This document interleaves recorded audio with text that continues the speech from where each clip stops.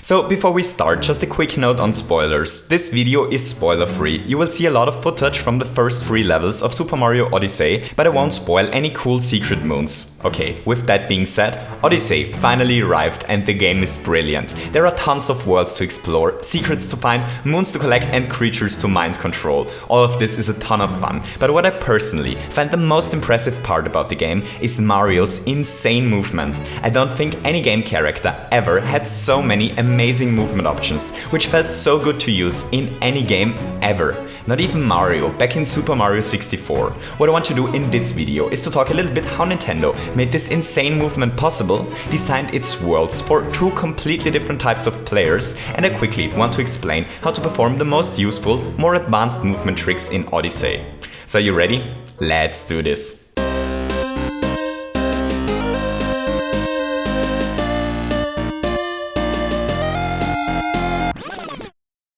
The first thing that is really important to keep in mind when talking about the movement in Odyssey is that the whole game is designed for skilled and unskilled players at the same time.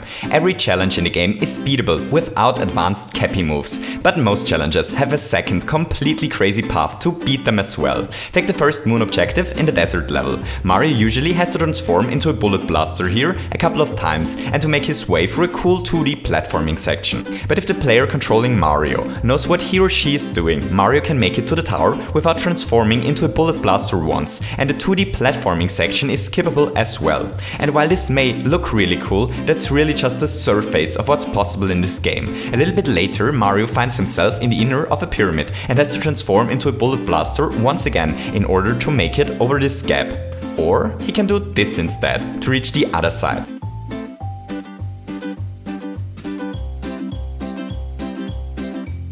There are literally hundreds of examples of such crazy skips in the game. Almost every single challenge is built in 2 ways. As a rule of thumb, if you wonder if it is possible to reach something in this game, it probably is. The game never requires this movement, but it is always built with it in mind. One of my favorite examples of this was posted on the Nintendo Switch Reddit a couple of days ago. In this room, it is actually possible to reach the top of the entryway by some crazy movement tricks. And while this looks like something that is clearly unintentional, there is actually a huge pile of shiny coins hidden atop this place. The devs knew that this was possible and actually reward players who managed to make it up there. I think they even built it intentionally in a way that allows a player to get up there. The whole game is built this way, and this is genius because it always allows players to pick a path through the levels depending on their skill level. And it will probably bring us one of the best speedruns of all time, but that's a different story.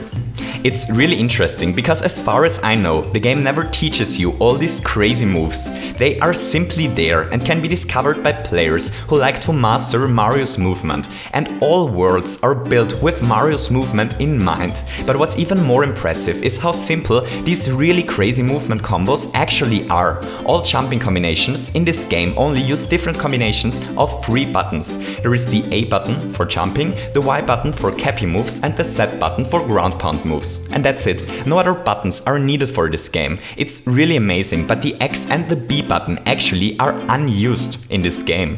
The reason why so little inputs can lead to such complex movement sequences is because Nintendo allows Mario to chain moves together like puzzle pieces. If Mario decides to jump, he can either throw Cappy or ground pound. If he ground pounds, he can afterwards decide to jump out of the ground pound to start to roll with a boost once the ground pound lands, or to belly jump in order to get some additional height. But if Mario threw Cappy before, he can now belly jump on top of Cappy and is able to perform all the moves from before once again. Combine this with wall jumps or bounces off of enemies, and really simple things suddenly allow for really crazy sequences. The really cool thing is, even less experienced players benefit from these additional moves, because only jumping out of a ground pound and throwing Cappy feels really rewarding, even without any combo moves added on top of it.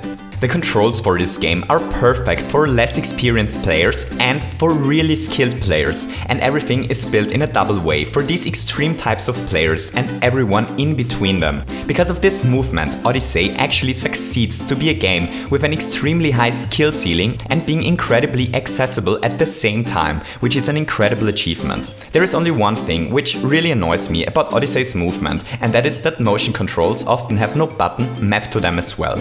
In general, the motion motion controls work fantastic and are really fun to use. The problem is, when playing in handheld mode, it becomes really irritating.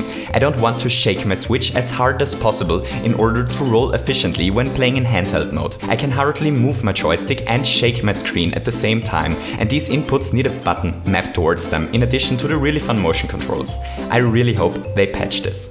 So before I end this little video, I just quickly want to explain how to pull off the two most useful advanced tricks. So there are two really important movement combos. One for a maximum of horizontal movement and one for a maximum of vertical movement. So how to get Mario high into the air. I played around with this for several hours because I wanted to get on top of this wall in order to beat the tutorial Frogless. And while I wasn't able to get up there, I'm now almost certain that the maximum height can be reached by a ground pound jump, followed by a Cappy throw, belly dive into Cappy, Cappy catch, wall jump, Cappy throw into belly dive.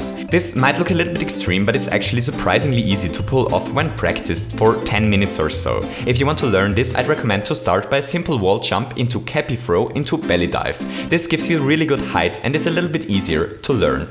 Okay, so horizontal movement. As far as my testing goes, starting by speed jump is faster than starting by triple jump. We want to cancel the speed jump at the last possible moment in order to get the maximum distance. Then the combo is Cappy throw, belly jump onto Cappy, Cappy catch, Cappy throw, belly jump. And then we either made it or are dead. If you want to practice this, I'd recommend to start by learning just to speed jump into a Cappy throw into a belly dive onto Cappy. Once again, this looks far harder than it actually is. Just give it a try. Once Mario masters these movement tricks, the game opens up in an insane way and things that seemed impossible before are suddenly super doable and give our plumber a lot more swag. Thanks for watching this little video, I hope you enjoyed it. If you enjoyed it, don't forget to leave me a thumbs up and maybe feel especially belly jump today and want to hit the subscribe button as well. I hope that you have a wonderful day and to see you soon. Goodbye!